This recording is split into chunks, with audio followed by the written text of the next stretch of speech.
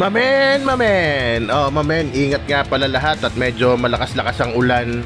Lalo na dun sa mga lugar na bumabaha, ingat po kayo mga mamen ko. Oh, for today's video, mamen, titira naman tayo. Basic lang, mura lang, pero rapsang rapsa, yun naman ang importante. Ayan, tilapyang sinanglay, mamen. Sarsa pa lang yan, ulam na, kaya naman, tirahin na natin, baka tirahin pa ng iba. Eto na nga mamen, magsisimula lahat yan sa pag-season ng ating tilapia. Walang kaliskis mamen, i-season natin ng salt and pepper. Yung labas, kiskisin nyo yan, lalo na yung balat na yan para pumasok sa kanya yung lasa ng salt and pepper. Siyempre pati rin yung loob na rin mamen. Ayan, o, set aside natin. At wala tayong gagawin mamen kundi maghiwa ng mga aromatics na this time around. Hindi natin gigisahin mamen. Ayan, di mawawala ang luya. Maglalagay din tayo ng sibuyas, mamen. Yung pula ginamit ko para talagang mas malakas ang flavor. At naglagay din ako ng bawang, mamen. Mga 5 butil lang, goods na yan. Pandagdag flavor na rin yan, mamen. Mamen, baka pwede mo palang pa-comment ha kung ikaw may tilapia.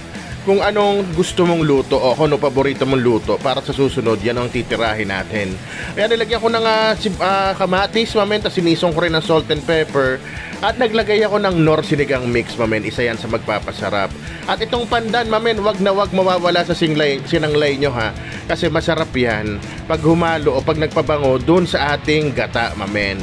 Ayan, yung nilalagay kong dahon nga pala, yan yung dahon ng pechay. Pumili na lang kayo ng malaki at ang ipangbuhol nyo yung pandan leaves, mamen. Promise, napakabango niyan. O mamen, kung nandiyan ka pa, baka pwedeng paki-like and share ng video. At paki-comment mo na rin, mamen, kung anong oras mo napanood tong video ko para naman malaman ko kung ano ang timing ng aking pag-upload. Ayun lang yan, mamen. Sinalang ko na, ganyan kasimple. Sabi ko naman sa inyo, madali lang. At nilagyan ko ng 2 gata ang nilagay ko dyan, mamen, para mas masarap. Pwede rin namang isa. Choice ko na lang yung 2 kasi gusto ko talaga yung nagmamantika yung gata, mamen, yung lasang-lasa. At naglagay din ako ng 2 gata. Tapos, check nyo lang, mayat maya at ibuhos nyo dun sa taas. Gusto nyo baliktarin nyo pero dahan-dahan lang kasi lumambot na rin yung mga dahon yan, mamen. Tingnan nyo, ayan, nagmamantika na ng bahagya. Checkin nyo na lang siya every once in a while. Tapos buhos nyo sa ibabaw yung gata para talagang manuot din. Manuot ang lasa niya, mamen. Ayan, nagugutom na ako. Naririnig ko pa naman yung ulan. Masarap kumain. Tapos nilagyan ko na siling green at nilagyan ko rin ng siling labuyo or kung tawagin nila Thai chilies. At nilagay ko na rin yung mga natirang pechay. Sayang naman, mamen, diba? Pagkatapos niyan, ayan, goods na. Nagugutom na nga ako pag naamoy ko, mamen. Ayan na, oh. O, syempre, ayan ang itsura niya pagkaluto, diba? Napakasimple, pero napakasarap. O, paano mga mamen? Alam nyo ng kasunod niyan. Kaya naman, isisigaw ko na.